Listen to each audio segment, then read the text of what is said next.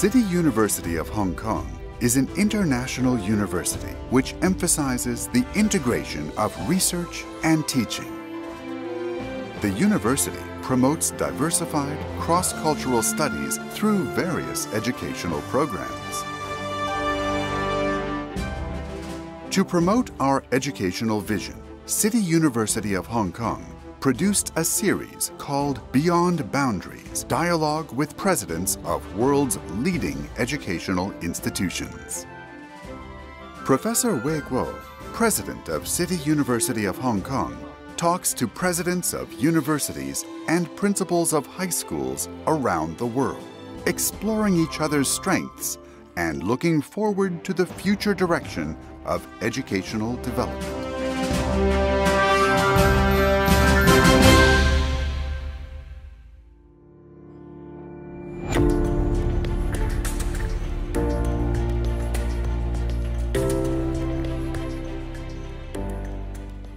University of Louvain in Belgium is the oldest extant Catholic university.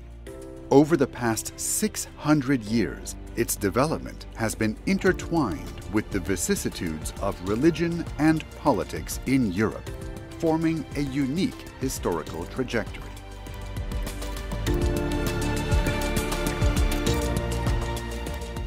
In 1425, Pope Martin V issued a papal bull to establish the University of Leuven in the city of Leuven. The university initially comprised 5 faculties: arts, canon law, civil law, medicine, and theology. In the 16th century, the university attracted renowned European scholars to teach there, including humanist Erasmus, the father of modern anatomy, Vesalius, and cartographer Mercator.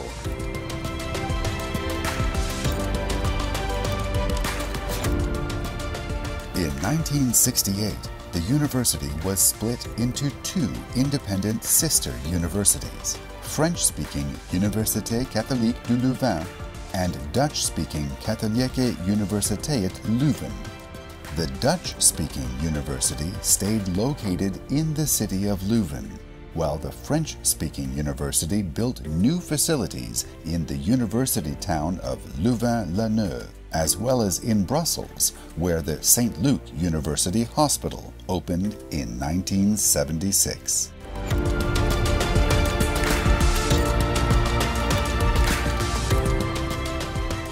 Today, UC Louvain has grown significantly across 7 locations in Belgium and stands as the top French-speaking university in Belgium.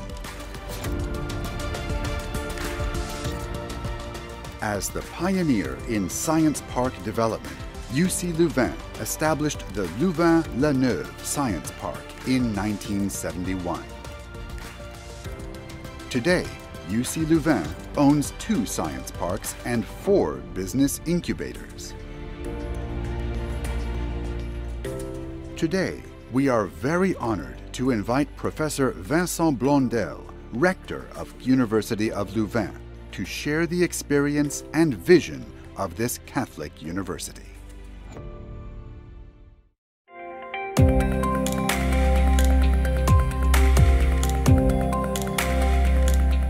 Professor Wei Guo, President of City University of Hong Kong, is well known for his research on the reliability of electronic systems and nuclear energy. In his early years, he worked at Bell Laboratories in the United States, who held the position of department head and dean of the School of Engineering in an American university, and was conferred academicians in various countries.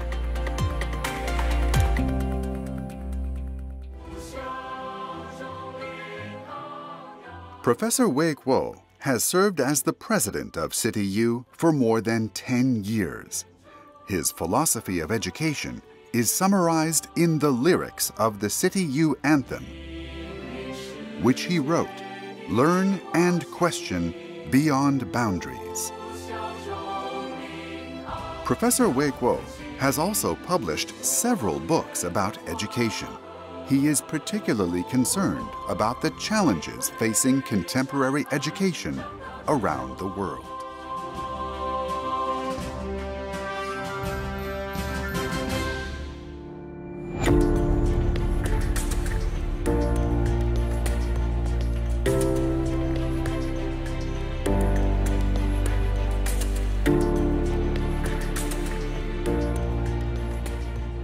各位朋友好，鲁汶天主教大学是比利时最好的大学之一，也是世界上有名的大学。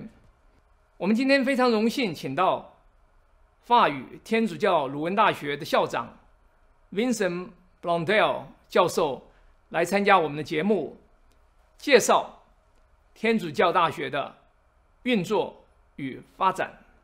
Thank you for giving us the opportunity to carry the conversation. Rector Blondel, I understand you have had tremendous experience in UK, France, Sweden, and particularly you have been with the USA universities for a long period of time. You've been with from the west side UC Berkeley to the east side MIT. So you are really very international by yourself, being associated with so many communities.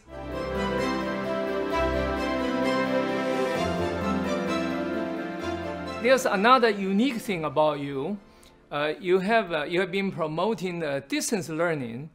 I understand you have been the leader of the edX. Yes. And also UC Louvain has had a good program of MOOCs, and the MOOCs actually have been very popular in USA. I think one of the most popular universities that promote MOOCs is MIT. So you're good at both of these. Could you share with us some of your experience? Yes. So that started 10 years ago, more than 10 years ago now, in the US with edX, the platform that was established by MIT and Harvard. And there was another platform, Coursera and others, but edX was one of the main platform offering online courses, MOOCs, massive online open course open to the wide public. And I was at MIT at that time, and I saw things coming out from the university and this project taking shape. And so I had the opportunity to make sure that UC Louvain, the University of Louvain, was part of that from the very start. And when we brought this idea here, it was not easy, and across other universities as well, it was not easy because it's. I mean, for the professors, it's really ask their purpose and their. It asks also what role they should have in teaching, because when you teach an online course, you reach a very large public. Some of these professors become sort of stars of teaching, but then it questions the role of professors within the university. So if all students here at UC Louvain would take courses from MIT, Harvard, from Hong Kong, from other places, very well prepared course. So what is the role of a professor at home? And so I think that it raises a very good question for universities in the future, much more in the future than today. What is completely essential, and this is also true in the context of the pandemic that we have now, because of course many of the courses are taken online, and for the courses that have been offered by UC Louvain, we have millions of students across the world that have taken some of the courses we've offered on platform, both in French and in English.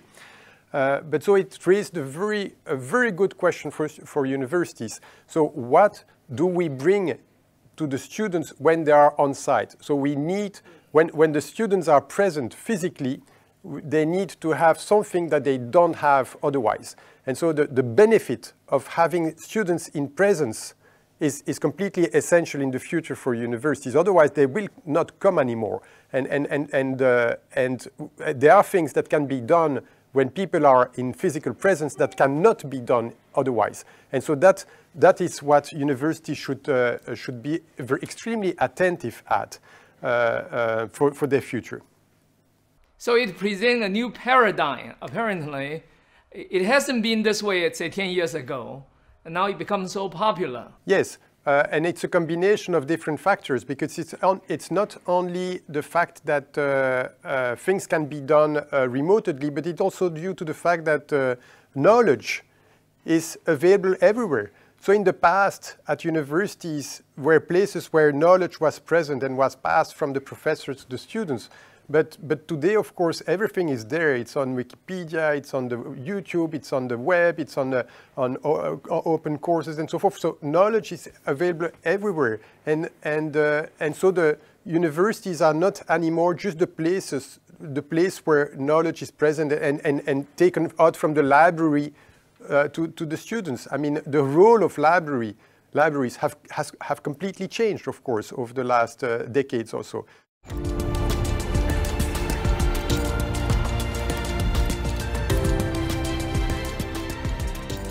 As the forerunner of online education in Europe, UC Louvain launched free, massive, open online courses in 2014.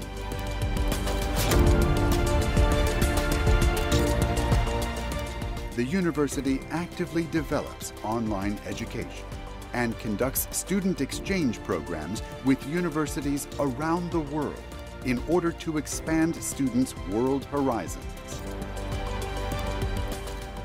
We want, of course, students to be exposed to the world. And so we want them to be physically present here, but we want them to be exposed to the world. So it means that either we bring the world, part of the world, on campus, which is what we do with more than 20% of our students international, and students coming from more than 100 different countries. But we also want them to spend some time abroad, including in Hong Kong, and we have agreements, of course, all over the world. And today at University of Louvain, at the end of their studies, which last for 5 years, in Belgium it's 5 years of study, more than 25%, one student out of 4, has spent 6 months or more abroad. And 50% of them in Europe, but 50% outside of Europe, America, Asia, and so forth. So it's essential in the way we conceive the role of universities. I think I can agree with you more. It's a challenge for us where people learn something that if they don't rely on us, they can still get something somewhere else. So it gives us a challenge to be more innovative.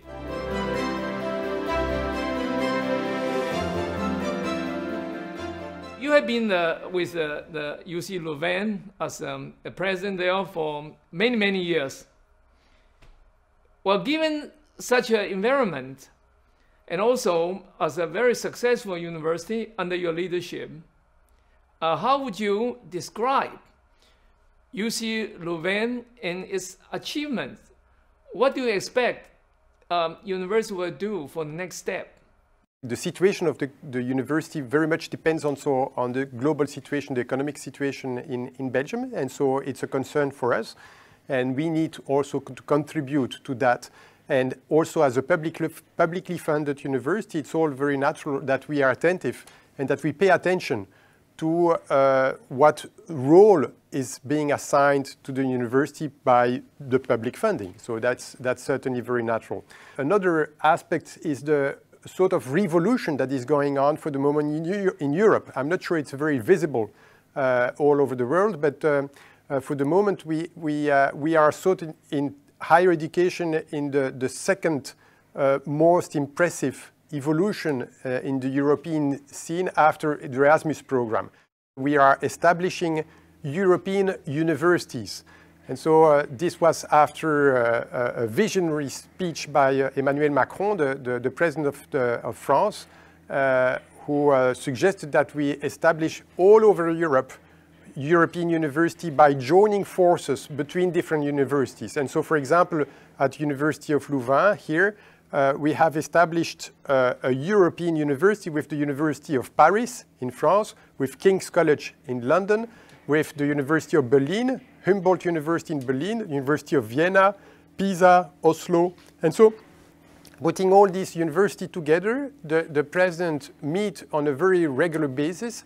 And we want students in the future, students within these universities, to think of themselves as being part of the university to which they registered, but to think of themselves as being part of this more global, the larger university that is present in several countries across Europe. And so this is an evolution, a very challenging evolution, but it's certainly one of the challenges for the future years. Well, that sounds very interesting.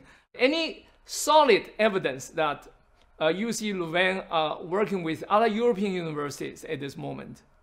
Yes, so there are already many projects that we are setting up with these universities. So for example, one of the most recent ones is that we've decided that we would have professors that are sort of shared between the different universities. So we have hired professors that were from the University of Louvain and that have agreed to keep a fraction of their time to spend with other universities that are from the European University. And so the students in these other universities will be exposed very directly from teaching from professors from the other respective university. And so the intention being then that students may be attracted for doing their master or perhaps doing their PhD and moving from one to the other and thinking of themselves as being part of this larger community and spending time there, learning a little bit of the language, learning a little bit of the culture, making friends with people from the country. So these are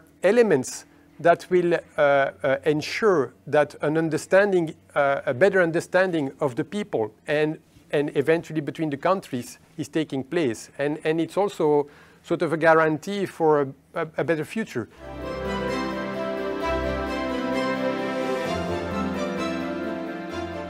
You have started in the 15th century as a Catholic university. What are the differences between a Catholic university and from other European universities, or anything we can learn from there? Yes, so at the time, indeed, and you know a lot about the history of my university, congratulations. So it was established in 1425, and at that time, of course, all institutions in Europe, all universities that were established had some ties with religious ties, and so it was established as a Catholic university.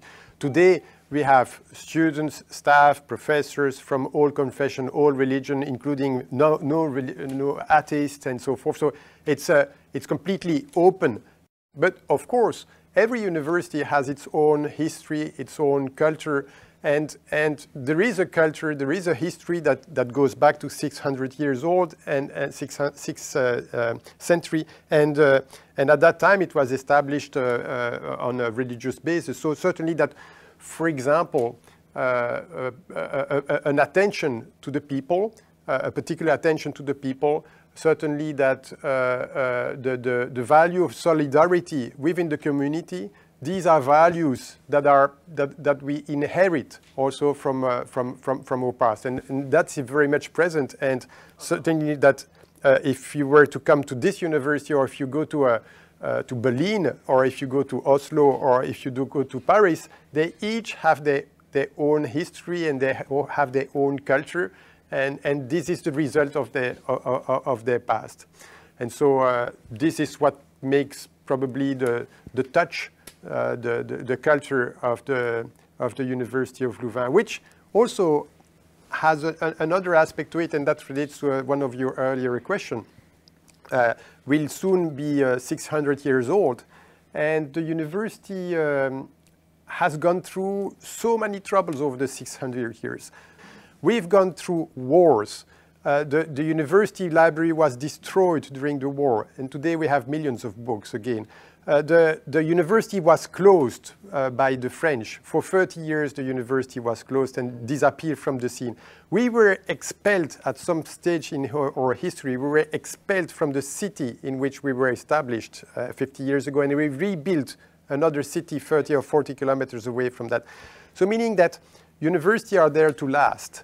And they go through lots of difficult times, but they survive and they may stay on. That's certainly the case, and that's certainly sort of the sense at Louvain that I feel, what I also inherit through 600 years. We've gone through so many difficulties, so many troubles, but there is some resilience in universities. 各位朋友，我们今天很高兴跟鲁汶天主教大学的校长 Vincent Blondel 交谈。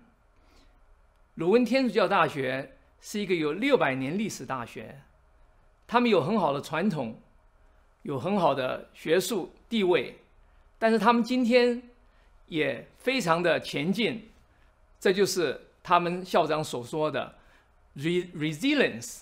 这个 resilience 对于一个这么有历史地位的大学存在了600年，我相信是我们一个很好的学习榜样。